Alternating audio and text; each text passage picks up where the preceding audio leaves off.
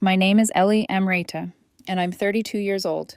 By the time my father decided to teach me a lesson and sell my childhood home out from under me, I was already running an empire he didn't believe I was capable of. The irony still makes me smile, just a little, the kind of smile that tastes like metal and old wounds.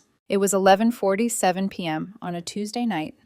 The city glittered below my floor-to-ceiling windows, a web of light and motion powered, in no small part, by the software my company had built. Inside my office, the air hummed with the quiet sound of servers and the soft ticking of the clock on the wall. I was reviewing quarterly reports, double-checking projections for our latest government contract, when my phone buzzed on the desk. Dad. For a second, I considered letting it sit there. Every conversation with my parents had been the same for years, a mix of disappointment, backhanded advice, and subtle reminders that their real success story was my brother, never me. But something made me pick it up. The text glowed against the dark screen. "We're selling your childhood home tomorrow. Your stuff will be on the curb. Don't bother coming by." My hand tightened around the phone. I read it once, twice. The words blurred at the edges, not because I didn't understand them, but because I understood them too well. It wasn't just about a house, it was a sentence, a verdict. One last declaration from my father that I didn't belong, not in their home, not in their story, not even in the memories of the place where I'd grown up. For a few heartbeats, the past crashed over me. Mom brushing past me at the kitchen counter to ask Daniel about his new promotion.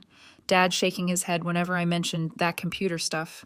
The way they'd left my graduation early to go taste cake flavors for my brother's wedding. I swallowed it all down and typed back a single word. Okay. No explanation, no argument, no begging. If he thought that meant I accepted being discarded, he was wrong. If he thought he could throw my life out onto the curb, he was about to find out he'd been living inside mine for 3 years. I set the phone down, the screen dimming to black. Across my desk, the logo of my holding company stared back at me from a file folder.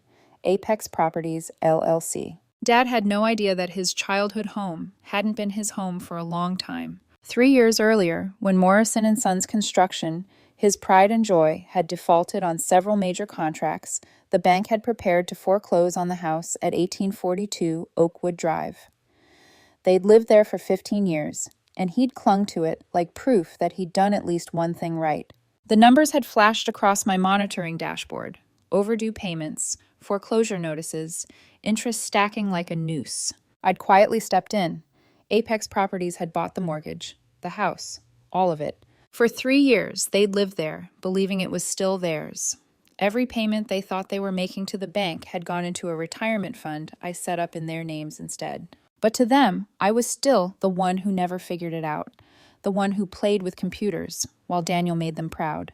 My phone buzzed again, another text from Dad. "And don't expect any family support anymore. You've been nothing but a disappointment. Time to face the real world." I stared at the message. The real world was sitting in untidy stacks on my desk. 7-figure contracts, government compliance audits, acquisition proposals. The real world was the 863 employees whose salaries I approved every month. The real world was the Smart City Initiative with my signature at the bottom of a $265 million contract. I put the phone down carefully. Tomorrow was going to be interesting. At 8:15 a.m. the next morning, my office phone rang. The caller ID flashed a name I knew well. David Brennan, my realtor and one of the few people who knew exactly how much property I controlled. I picked up on the second ring. "Good morning, David." "Good morning, Ms. Amrita." His voice held a note of restrained amusement. "I have an unusual situation." I leaned back in my leather chair, already guessing. "Go on." "There's a gentleman here in my office, very insistent. Claims he owns the property at 1842 Oakwood Drive and wants to list it for sale immediately." I closed my eyes for a moment. Of course. "That would be Robert Morrison," I said. "My father." There was a brief pause on the line. David knew enough not to comment. "Put him on speaker, please, madam," I said. My tone was calm, almost bored, but my pulse had picked up. This was the moment the illusion cracked. I heard shuffling, then my father's voice, loud, impatient, and far more brittle than he'd ever admit. "Look, I don't know who this Apex or Callaway or whoever is," he snapped. "I own this house free and clear. My family has lived there for 15 years. I want it listed today for $850,000. No games. David's professional tone didn't waver. Sir, I understand, but according to the county records, the property is owned by Apex Properties, LLC. You would need the owner's permission to list it. That's impossible. Dad's voice cracked on the last word. I have the deed right here. I could picture it. Him standing in David's office, fists clenched around a fading piece of paper, clinging to the past. Sir, David continued gently, that deed shows the original purchase from 2009. However, the property was sold to Apex Properties in 2021 when Morrison & Sons Construction defaulted on the mortgage payments. Silence. Heavy, suffocating silence. I could almost hear the moment his world shifted off its axis. Mr. Morrison, David added, the current owner is available to discuss the situation. She's on the line. Dad's breathing echoed through the speaker. She? I smiled without humor. Hello, Dad. The silence stretched. 10 seconds, maybe more. Ellie? He finally managed. What are you doing on this call? How do you know about this? Because, Dad, I said quietly, Apex Properties is my company. I bought the house 3 years ago when you defaulted on the mortgage. Another silence. This one felt different, emptier, like the echo after a building has been demolished.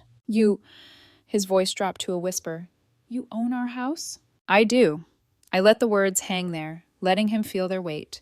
And that's just the beginning of what you don't know. He didn't respond.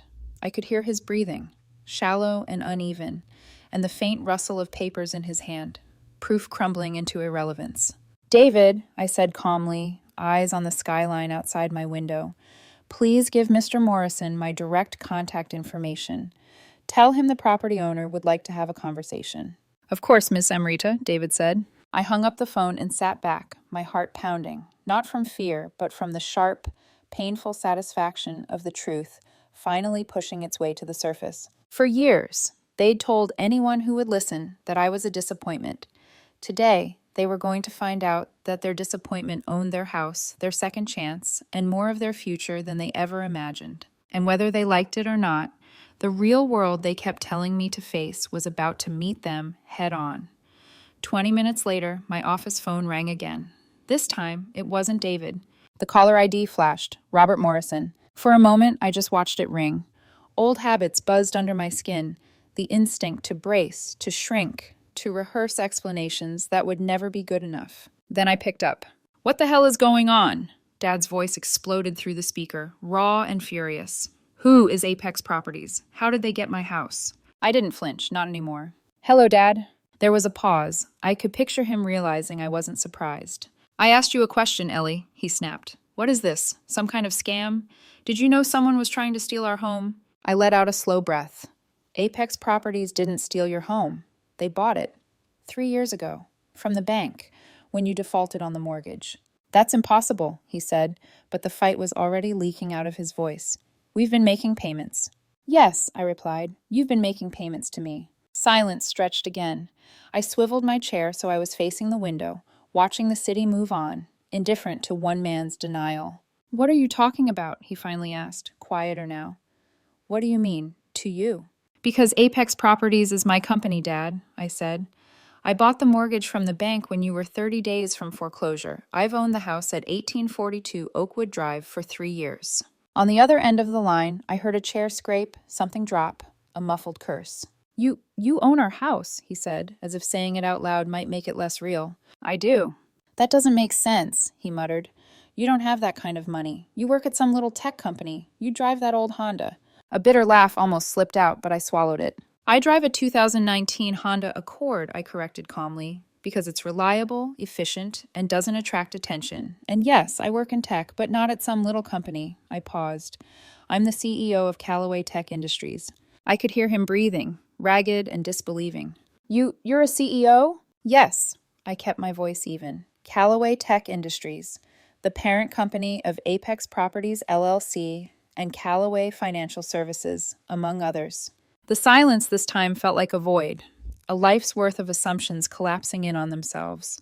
Dad, I said softly, are you sitting down? Why? He asked hoarsely. Because there's more we need to discuss. Another voice drifted faintly through the line, my mother's. Robert, who is that? What's going on? Put me on speaker, I said. Mom should hear this too.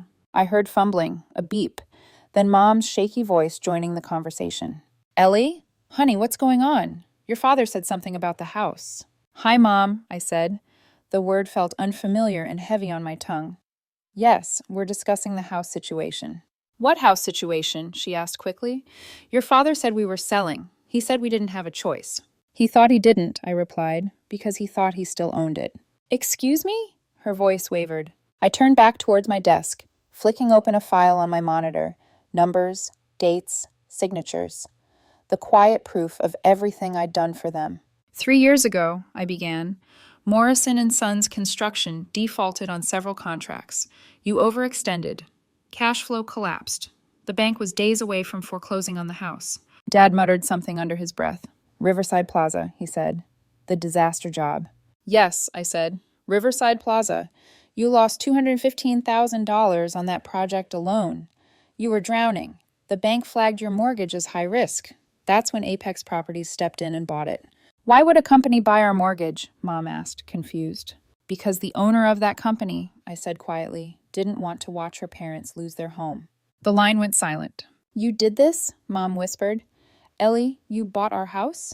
Yes. Dad let out a shaky breath. We had no idea we were that deep in debt. You were deeper than you realized, I said, but we'll get to that. First, the house. I clicked to another file, the one labeled Morrison Retirement Fund. For the past 3 years, I continued, every payment you thought you were sending to the bank has been rerouted into a retirement fund I set up for you. Your mortgage is paid, the house is secure, the money you've been paying is sitting in an investment account. Right now, that account holds $94,000. 94? Mom's voice broke. You've been saving for us? Yes. Dad sounded hollow. This doesn't make sense. You don't have that kind of money. You never knew because you never asked. I finished for him gently but firmly. Every time I tried to talk about my work, you changed the subject. Every time I mentioned a project or a promotion, you told me to focus on getting a real job like Daniel. That's not fair, Mom protested weakly, but even she didn't sound convinced. Isn't it? I asked. Think about it. When was the last time either of you asked what I actually do? Not just where I worked, but what I built. Silence, I continued. After I graduated from MIT. MIT? Mom interrupted sharply. You went to MIT? We thought you went to State. I got a full scholarship to MIT for my master's in computer science and business administration, I said, my tone flat. I told you I'd gotten into a good program. You were busy with Daniel's wedding seating chart. I shouldn't have said that last part, but sometimes the truth claws its way out. Mom faltered. We didn't realize. No, I agreed. You didn't. I glanced at the clock. My assistant would be calling soon. The mayor and city council were scheduled to arrive in less than 15 minutes to discuss Phase 2 of the Smart City Initiative. Ellie, Dad said, voice rough, what exactly is this company you run? Callaway Tech Industries develops large-scale software systems, I replied. Predictive analytics for logistics and supply chains, AI-driven traffic management, digital infrastructure, public safety systems. Apex Properties is the real estate investment arm. Callaway Financial Services handles private financing and restructuring. The Callaway Foundation manages philanthropic projects. That sounds like a lot, Mom said faintly. It is, I said. Callaway Tech is currently valued at around $190 million. Apex Properties manages about $94 million in real estate assets. The foundation has donated over $16 million to various charities in the last 2 years. I heard my mother inhale sharply. 16 million? Ellie, Dad started, then stopped. I don't understand.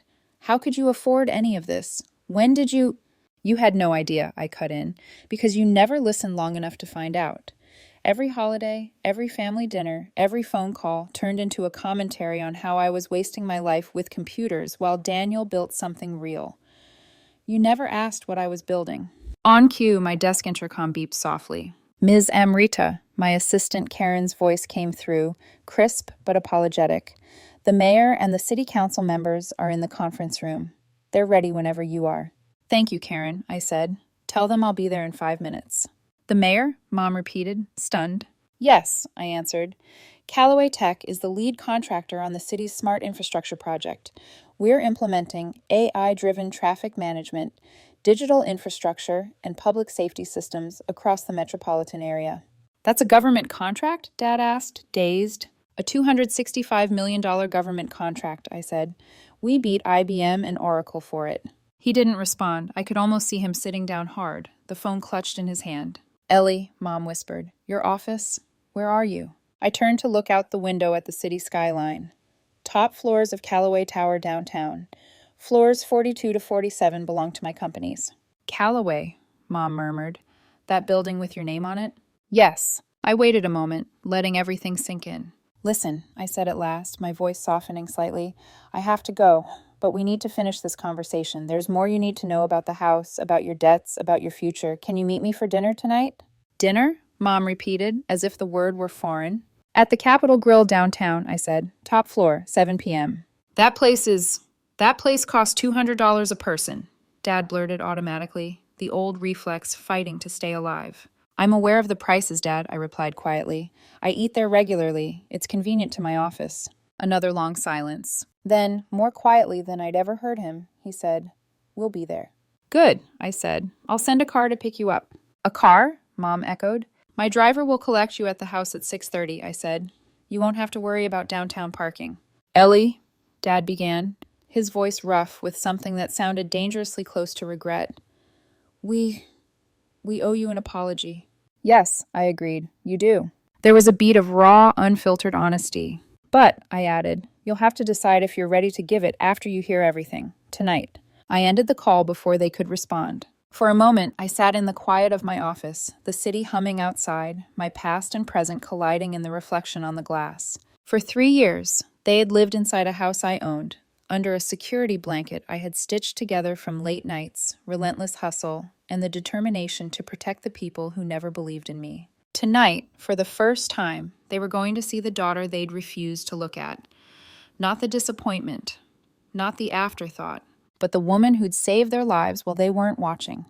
At 6:30 p.m., the black Mercedes S-Class rolled to a smooth stop in front of 1842 Oakwood Drive. Their house, my property. My driver, Lawrence, stepped out and walked up the familiar pathway to ring the bell. I watched through the tinted window as my parents stepped outside, dressed in their best clothes. Dad wore a stiff, outdated suit that didn't fit him anymore. Mom clutched her handbag like she was heading into a courtroom instead of dinner. Both of them looked nervous, small. And for a second, just a second, I felt something in my chest twist. But I forced my expression neutral when Lawrence opened their door. Good evening, Mr. and Mrs. Morrison, he greeted professionally. I'm Lawrence, Ms. M. Rita's driver. Driver? Mom murmured under her breath, clearly overwhelmed. They climbed in, settling into the plush leather seats like they were afraid to touch anything. Dad cleared his throat. This car must cost more than I made in a year at the construction company, he muttered. It's efficient and comfortable, I replied simply. I try to make responsible choices. Mom ran her fingers along the stitching on the door. It's beautiful, she whispered, and so quiet. It's insulated, I said. Luxury vehicles tend to be. The car eased into traffic, gliding past buildings lit with bright LED strips and interactive digital signs. Dad stared out at them with wide eyes. These new traffic systems, he said slowly, they've made driving downtown so much easier. My lips curved slightly. Callaway Tech designed and implemented those systems. You did that? My team did, I said. They didn't speak again until we pulled up to the front of the Capitol Grill. The valet recognized the car instantly and approached with a warm, familiar smile. Good evening, Ms. M. Rita. Your usual table? Yes, thank you, Brandon, I said. Mom's head snapped toward me. They followed me inside, their confusion deepening with every greeting, every nod of respect, every welcome back, Ms. M. Rita. The maitre d' personally escorted us to my table, a private booth with sweeping views of the glittering skyline. Your wine selection is ready, Ms. Amrita, he said politely. Thank you, Vincent. Mom stared at me like she was seeing a stranger, not her daughter. Cassandra. I stopped, because for a second the wrong name hung between us. Ellie, she corrected quickly, flustered. Ellie, everyone here knows you. I eat here frequently, I said. It's close to my office. Dad's eyes flicked toward the window. Where is your office exactly? I pointed across the street to a gleaming skyscraper with a large illuminated sign near the top, Callaway Tech Industries. Dad's breath caught. That building? I own floors 42 through 47, I said calmly. Other businesses lease the rest. The waiter poured a $45 bottle of Cabernet. Neither parent said a word as the deep red wine swirled into their glasses. When the waiter left, Dad leaned forward. His eyes were sharp, searching, desperate, almost pleading. "I need to understand this," he said. "When did all of this happen? When did you become this successful?" I let the silence stretch for a moment. They needed to feel the weight of the truth. "It didn't happen overnight," I said. "I've been building these companies for 8 years, ever since I graduated from MIT. Mom choked on her wine. "You went to MIT, but we thought—" "You thought wrong," I said gently but firmly. "I earned a full scholarship. I tried to tell you, but you were busy planning Daniel's wedding seating arrangements. Every time I tried, you changed the subject." Dad swallowed hard. "We didn't know." "You didn't ask." The appetizers arrived. Crab cakes, seared tuna, dishes arranged with meticulous precision, barely touched. I continued. "After graduation, I started Callaway Tech in a small, rented office with $15,000 in savings. I worked 18-hour days, 7 days a week." Dad blinked. You did all that alone?" "At first, yes. Then I built a team. Year 2, we landed our first big contract, Henderson Industrial." Dad froze. His fork hovered halfway to his mouth. "Henderson Industrial," he echoed. "They hired us to build their warehouse complex. That project saved Morrison and Sons." "Yes," I said softly. His eyes widened. "You got me that contract?" "Yes," I said, "I did." "And the early payments? The other 2 company projects that kept us afloat?" "Those too." He dropped his fork entirely. It clattered on the plate, echoing across the table. Mom's lower lip trembled. "You helped us, and we never knew." "You never wanted to know," I said calmly. "Every time I brought up my work, you dismissed it. Every time I tried to show you something I built, you told me to focus on real life. So I stopped sharing. I built a life without you." Her eyes welled with tears. "We were proud of you," she whispered weakly. "Were you?" I asked quietly. "You left my college graduation early to taste cake samples. You never visited my first apartment. You never asked about my job except to compare me to Daniel. You told everyone I was a disappointment." Dad's face crumpled. He looked old suddenly, smaller. "I didn't know," he said again, whispering it like a prayer. "No," I said, "you didn't." Our entrees arrived, steak, halibut, sides of roasted vegetables, untouched. "Tell us," Dad said finally. "The truth, all of it. What else have you done that we didn't see?" I drew in a slow breath. This was the moment everything broke open. "Then listen," I said, "because this is going to hurt." Mom's hand trembled as she reached for her glass. Dad braced himself, shoulders tense. "And don't interrupt," I added. "You need to hear this as adults, not as parents trying to protect their pride." And so I began, slowly, carefully, laying out every thread of the life I built while they weren't looking.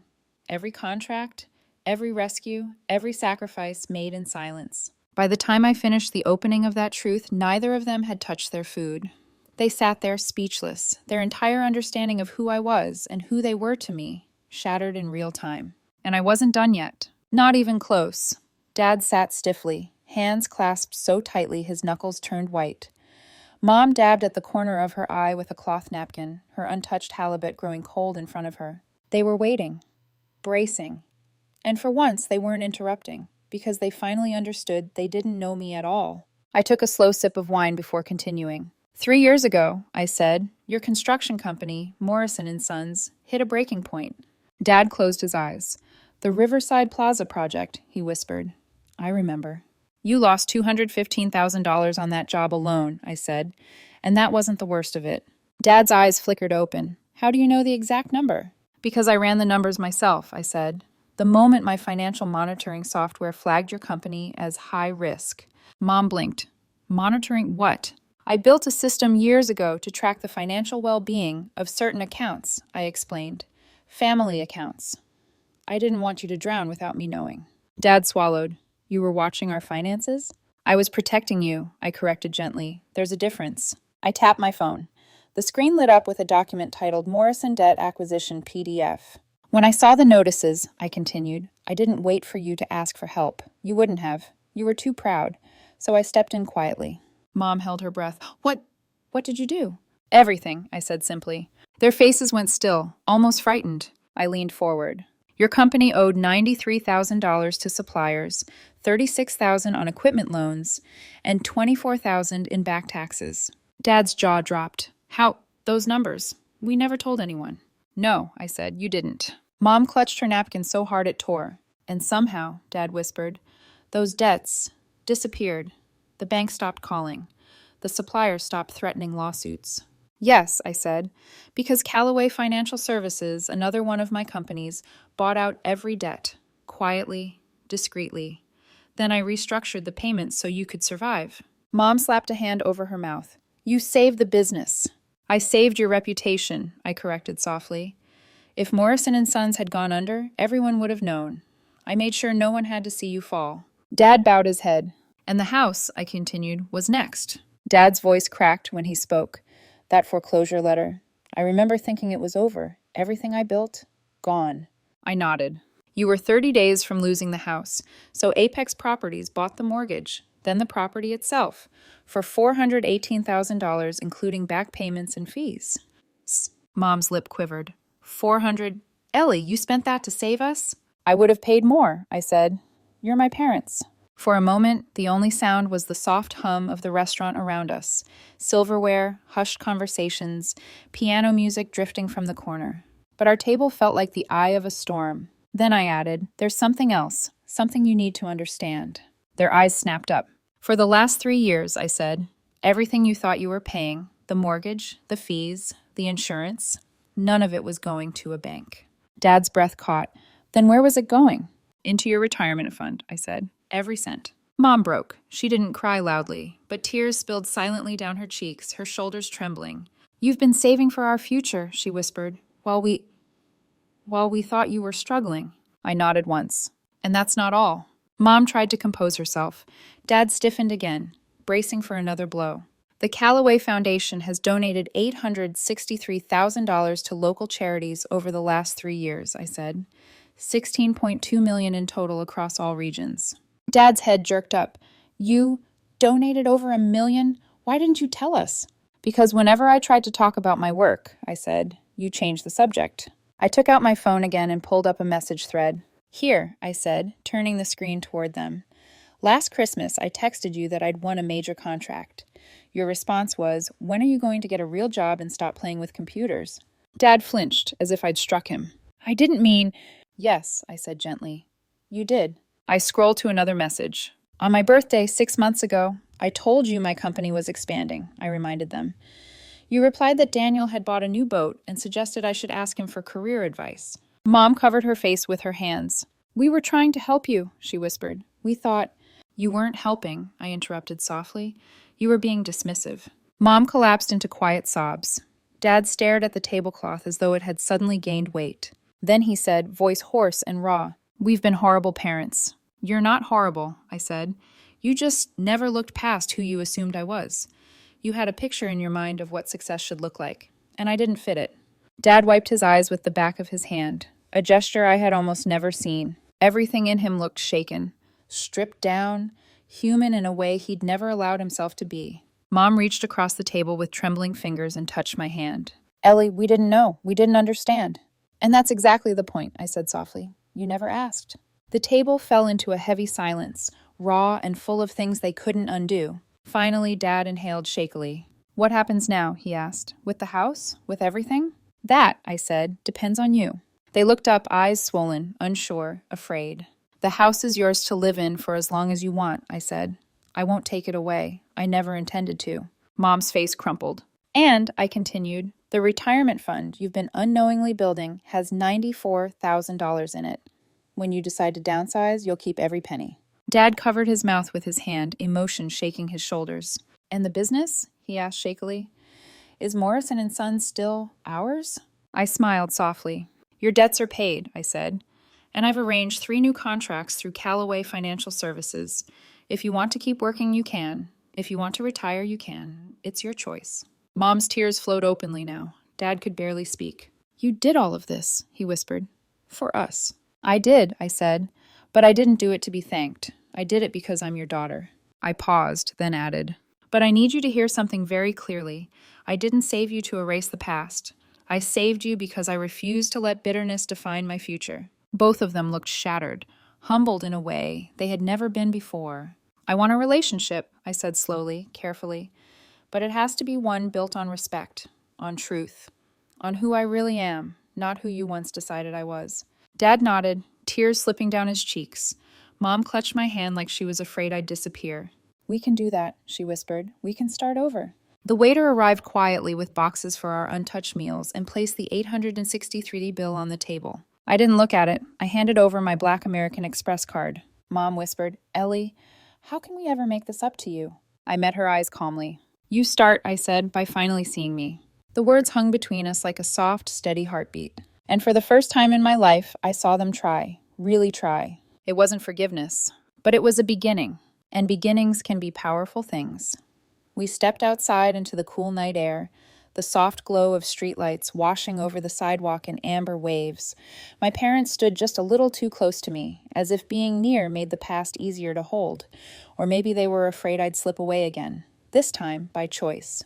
The Mercedes eased toward the curb and Lawrence stepped out, opening the back door with his usual quiet precision.